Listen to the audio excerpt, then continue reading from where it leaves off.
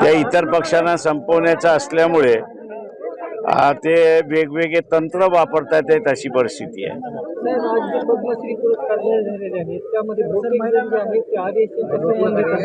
मी ती लिस्ट बघितलेली नाही. दुसरा एक विषय आहे, आज नितेश राणे असं म्हणाले की हिरवे स्वप्न बघत आहेत त्यांना आम्ही औरंगजेबाच्या कबरेच्या बाजूला गाडू.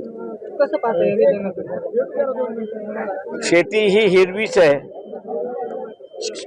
त्याच्यामुळे असं औरंगजेब सगळ्या हिरव्या कबरीमध्ये आहे आणि तिथेच असताना प्रत्येक जण आपल्या पूर्वजांना दफन करत असतो.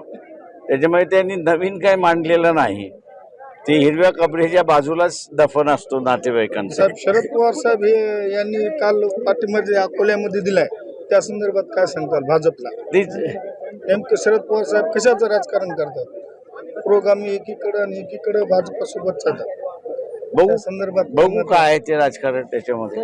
एमआयएम आणि भाजपमध्ये हिरवा आणि भगवा असा वाद सुरू आहे राज्यामध्ये, कसं पाहता येईल?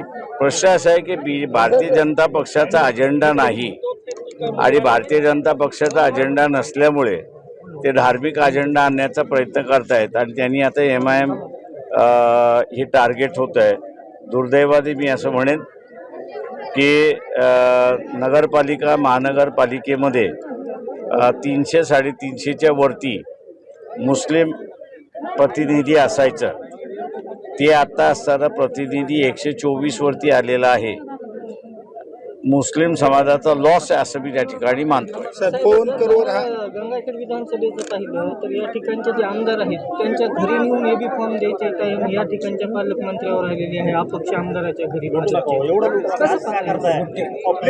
प्रश्न असं आहे त्याच्यामध्ये की मंत्र्यांनी आपली इज्जत राखायला शिकलं पाहिजे.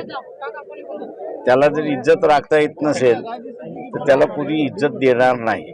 उद्याच्या असणाऱ्या रस्त्यावरती त्यांना कोणी शिव्या घातल्या, विधानसभेसाठी प्रचाराला यावं का नाही अशी त्यांची परिस्थिती झालेली आहे, कारण ते अपक्ष आमदाराच्या हातात नेऊन दिलेले आहेत आणि इकडे दखल द्यायची नाही असं त्यांनी सांगितलं. नाही, म्हणूनच मी म्हणालो ना की आमदारांनी मंत्र्यांनी स्वतःची इज्जत स्वतःच राखायला शिकलं पाहिजे. ते स्वतःची इज्जत जर राखू शकत नसेल तर लोक त्यांना इज्जत देणार नाहीत. थँक्यू.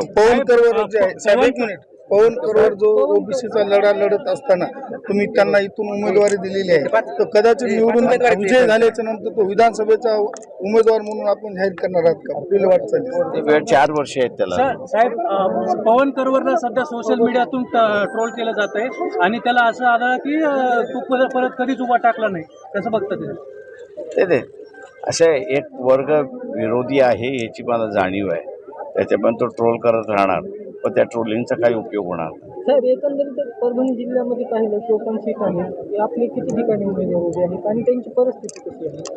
27ला मी तुम्हाला फुल फिगर देईन, त्याच्या अगोदर देईन. महाराष्ट्रातील ताज्या बातम्यांसाठी बघत रहा टाइम्स टुडे टीव्ही. सोबतच शेअर करा, सबस्क्राईब करा आणि बेल आयकॉन प्रेस करा.